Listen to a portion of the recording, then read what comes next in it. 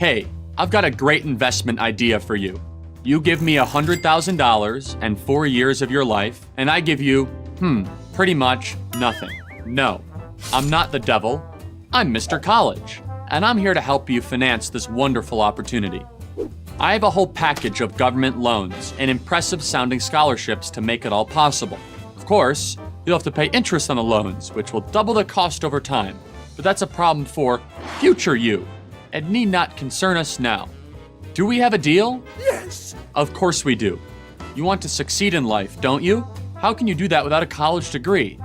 But that doesn't mean you can't have a good time. Are you a movie fan? We've got a degree for that. How about criminal justice? Be like one of the cool people on the TV detective shows. And we offer a whole selection of minority and gender studies programs. Learn why you're a victim and deserve to be angry all the time. What are you waiting for? Sign on the dotted line. Classes begin in the fall. Don't miss orientation, especially if you're male. You don't want to be parading your toxic masculinity around the campus. Definitely not cool. Sound crazy? I don't know why it should. Millions of college students make that deal every year, usually with their parents' encouragement and financial support. Now, don't get me wrong. I have nothing against going to college. I sincerely believe it can be a worthwhile pursuit under the right circumstances. If you want to be a doctor or an architect, for example, it's obviously a necessity. But look through the typical college syllabus, and it's clear that most of the majors, not to mention classes, are a waste of time and money. So why do responsible adults who only want the best for their children and are usually cautious with their hard-earned money squander it on such a bad investment? Worse, why would they send their son or daughter to a school to learn to reject the values they, the parents, hold dear? On what planet does that make sense? It doesn't. It's an old paradigm, and we need to break it before it breaks us. How do we do that? Here are 2 solutions that would go a long way to solving the problem. 1. Ask yourself if you really need to go to college. Most of us go to college because it's simply expected that we do so. Our parents expect it. Our friends expect it. Plus, it sounds like fun, a rite of passage, an escape from mom and dad and all their rules. But none of that actually has anything to do with getting an education or earning a living after you leave college. Maybe you're not the academic type. What's wrong with that? Nothing. According to a Georgetown University study, there are 30 million jobs paying over $55,000 a year that don't require a college degree.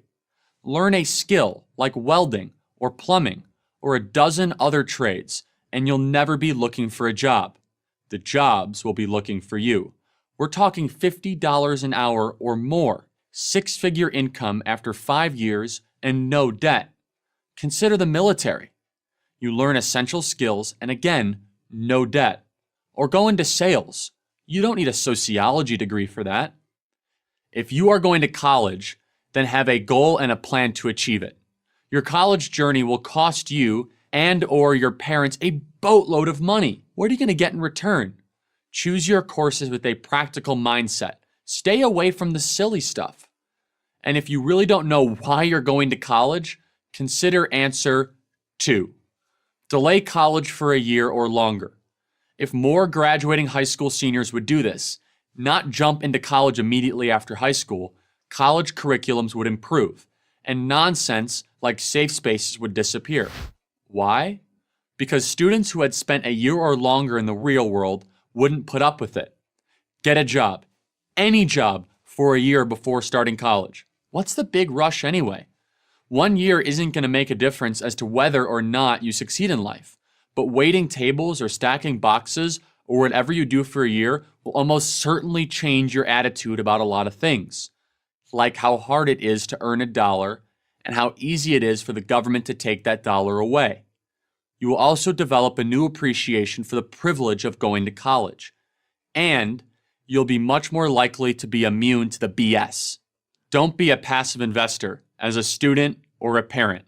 Your education is too expensive and too important to be left to Mr. College. He might have your money. Don't give him your mind. I'm Charlie Kirk, founder and president of Turning Point USA for Prager University. Thank you for watching this video. To help keep PragerU videos free, please consider making a tax-deductible donation.